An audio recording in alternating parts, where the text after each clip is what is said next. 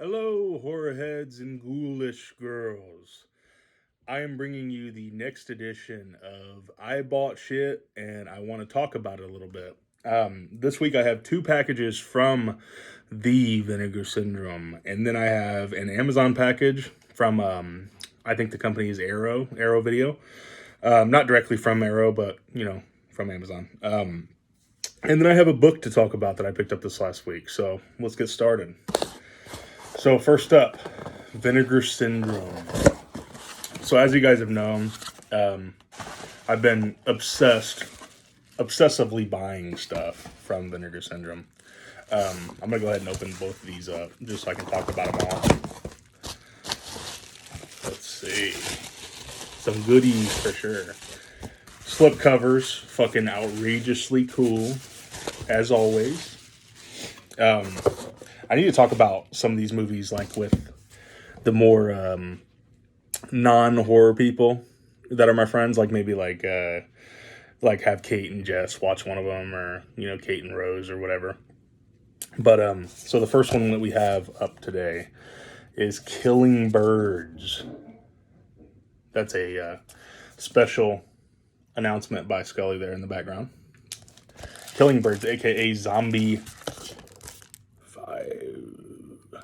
So I'm an Italian fan, like Italian horror, like what anything that comes out that's Italian horror or exploitation, like I'm usually in. And Zombie 5 is no, like that's as soon as I saw that cover and stuff, it like fucking Killing Birds, like seriously, like look at that cover, fucking awesome. Looks sleazy. I don't know if I've ever seen this or not. Like I know that they put out like a box set. This was many years ago, like probably 10 years ago. They put out a box set collecting Zombie 3, 4, and 5 or something like that. But I think that's where I probably checked it out. But it says a group of college-age ortho ornithologists.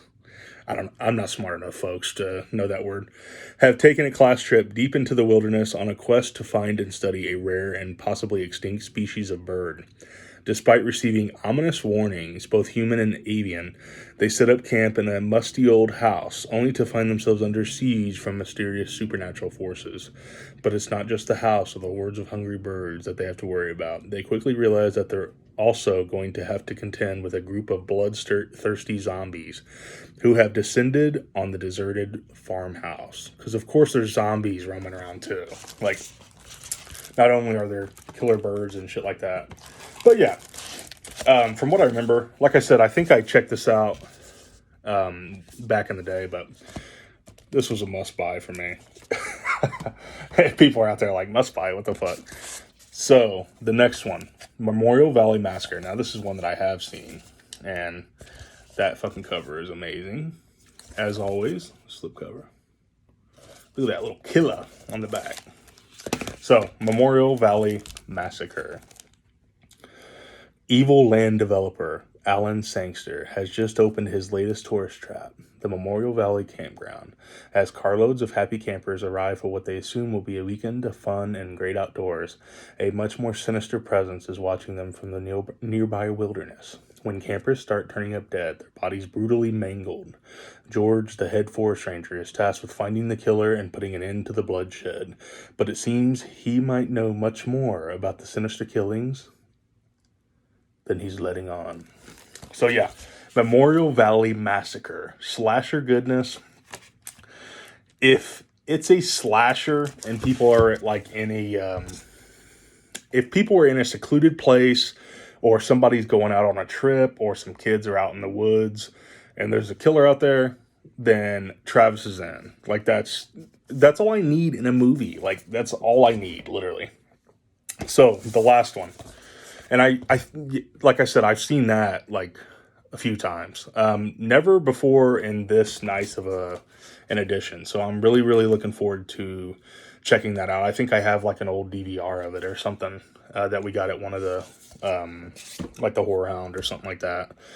But yeah, like I said before in previous videos, Severin just like does an amazing job with these like forgotten, low budget slasher movies and stuff like that. Like seeing these like on newsstands and stuff like that is so cool. So the last one that I got from them this week is Witchtrap. Another one that I've seen before. Like I said, I love that cover. Another one that I've checked out before. Like I said, I think this one's similar, and then I have like a DVR of this or something laying around here somewhere. For years, the Lauder house has been plagued by strange and violent occurrences. Unexplained deaths and seemingly supernatural activities have scared away all prospective tenants and buyers. But now, its owners have decided to turn the old mansion into a bed and breakfast, follow a team of paranormal experts as they attempt to remove, the demonic forces and cleanse the property of all evil through the use of a special device designed to lure in and trap evil spirits. But as soon as they arrive, the violence begins again as members of the team begin to meet increasingly bloody fates. This is directed, of course, by director Kevin Tenney. He did Night of the Demons. If you haven't checked out Night of the Demons is a super cool like Halloween set movie. Like that's always one of the, we didn't cover it on the show this last year, but that is definitely one of the ones that we're going to have coming up, this next year on Halloween. Like it's just one of the coolest. It gives off that like perfect Halloween vibe, like the Halloween season vibe. But one that I really love, and Witchtrap is one of those movies that's just like a guilty pleasure for me. Like I love that movie. I love really all of Kevin Tenney's stuff. Like I love really everything that he's done. But whatchamacallit,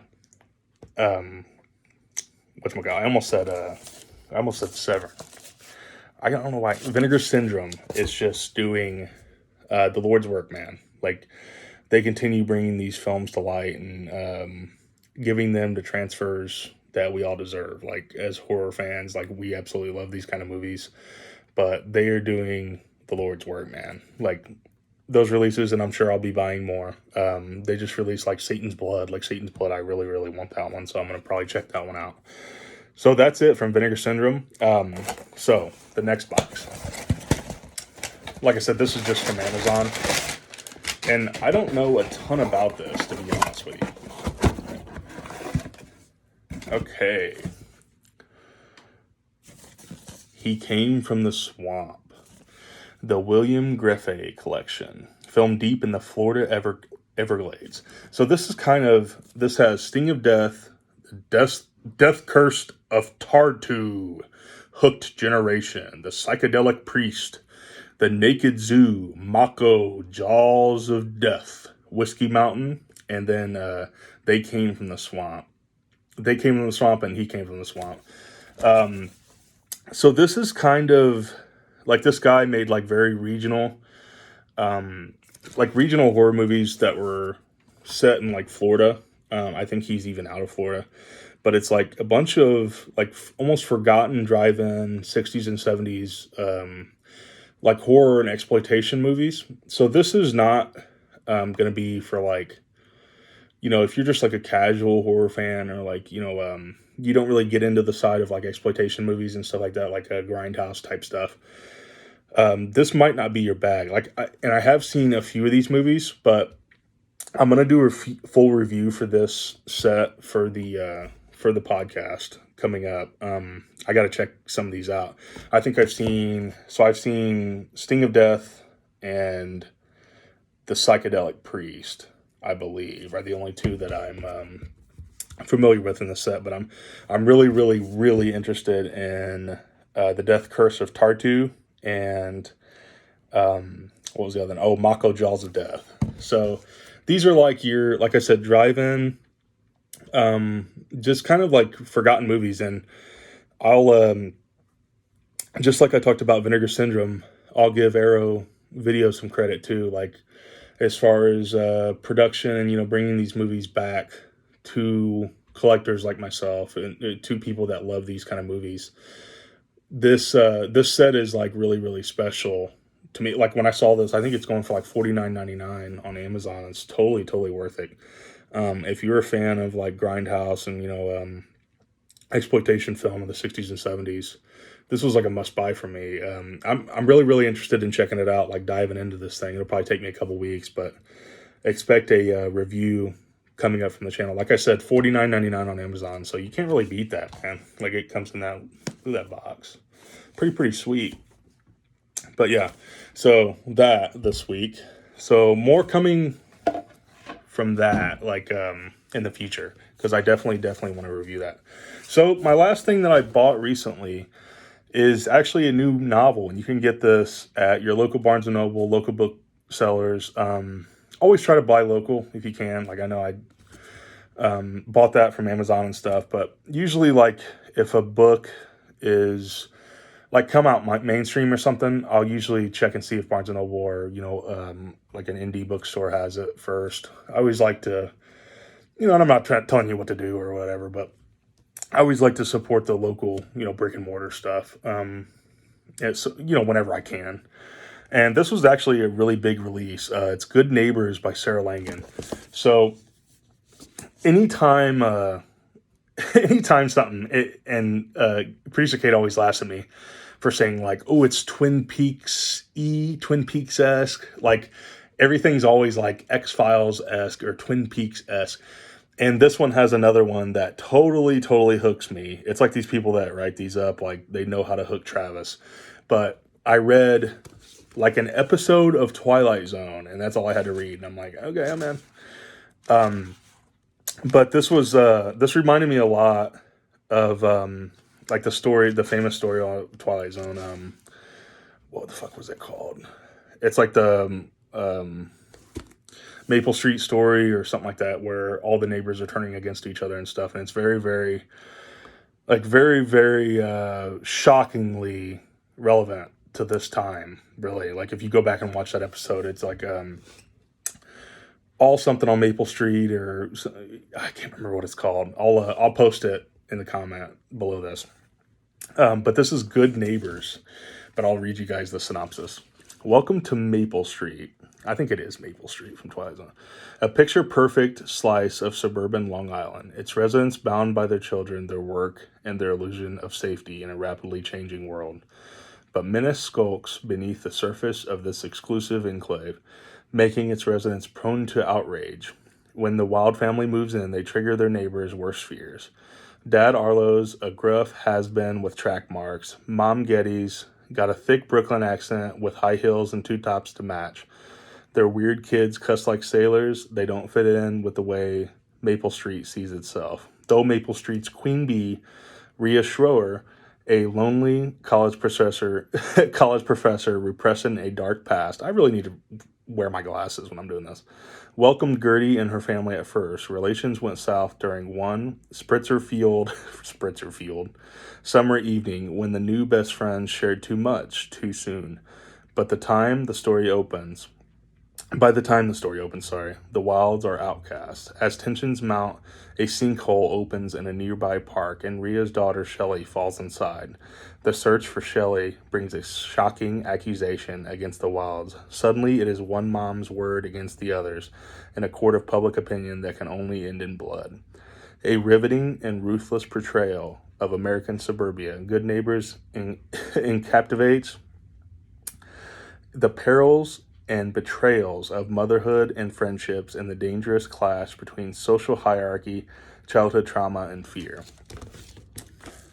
So I think the episode is like, and that's bugging me that I can't remember that, because Twilight Zone's like one of my favorite series ever. I think it's like all the monsters live on Maple Street or something like that. Like I said, I'll post in the comments the name of the episode. But yeah, this is Good Neighbors by Sarah Langan. She wrote another book that I checked out in the past called The Missing. So if you see that out and about, like a Half Price Books or whatever, pick that up too, because I remember that being really good. Maybe I'll talk about that on the show coming up. But yeah, that's all the shit that I've got recently.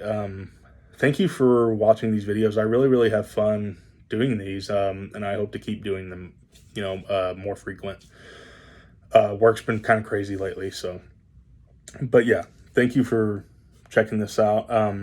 I recently recommended a vinyl on the latest episode of the podcast, and I will recommend a new album that came out recently called, and horror fans, of course, know this guy, but it's John Carpenter's Lost Themes 3. I was listening to it this morning at work, and it's got some fucking bangers on there, dude. John Carpenter still has it, and that album is really, really cool. But anyway, it's a good, like, work. Like, I got shit to do, but, I don't want to listen to, like, a bunch of lyrics or, whatever, like writing music, whatever. But yeah, stay creepy, stay spooky, and have a good week.